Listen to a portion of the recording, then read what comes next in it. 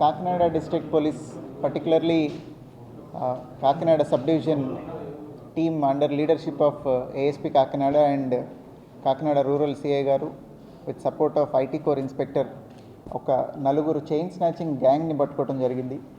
వీళ్ళు 2 సంవత్సరాల నుంచి ఒక 24 చైన్ స్నాచింగ్ అఫెన్సెస్ చేశారు. దాంతోపాటుగా ఒక 5 బైక్స్ దొంగతనం చేశారు. వీటిల్లో 19 అఫెన్సెస్ కాకినాడ డిస్టిక్లో జరిగాయి, 5 అఫెన్సెస్ చైన్ స్నాచింగ్వి బయట జిల్లాల్లో జరిగాయి.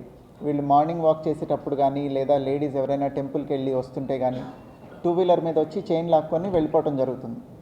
వీళ్ళ నలుగురు ఇప్పటిదాకా ఎవరికి దొరకలేదు. This is first time we caught them. We are very happy. ఎందుకంటే చైన్ స్నాచింగ్లో పోయేది ఒక గొలుసు అయినా కానీ మోస్ట్ ఆఫ్ ది టైం అది ఉమెన్ అయితే, మంగళసూత్రం అయితే అది వాళ్ళకి చాలా సెంటిమెంటల్ వాల్యూ.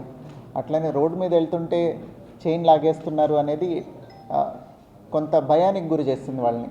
సో ఈ డిటెక్షన్ తర్వాత ఇంకా chain snatchings ఆగిపోతాయని we are hoping.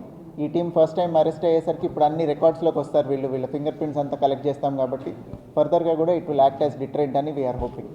I congratulate ASP Kakinada and Kakinada Rural Circle team Andru, Gollapalam SI Garu and everybody else did a good work.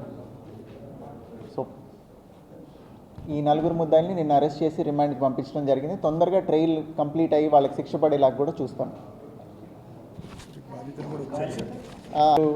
Last time అడిగినట్టున్నారు, victims ఎవరైనా ఉన్నారా bike పోగొట్టుకున్న వాళ్ళని అడిగితే ఆ రోజున ఒకళ్ళ ఇద్దరునే వచ్చినట్టున్నారు. ఈ చైన్ స్నాచింగ్ ఎవరికి జరిగిందో బాధితులు కూడా ఉన్నారు ఇక్కడే.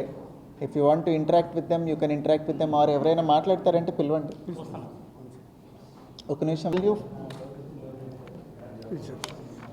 452 గ్రాములండి, 56 లక్షల వర్త్, 452 గ్రామ్స్ గోల్డ్.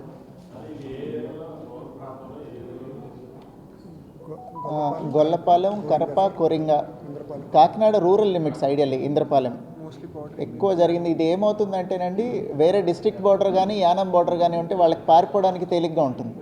అందుకని అట్లాంటి ప్లేసెస్లో అఫెన్సెస్కి పాల్పడుతున్నారు.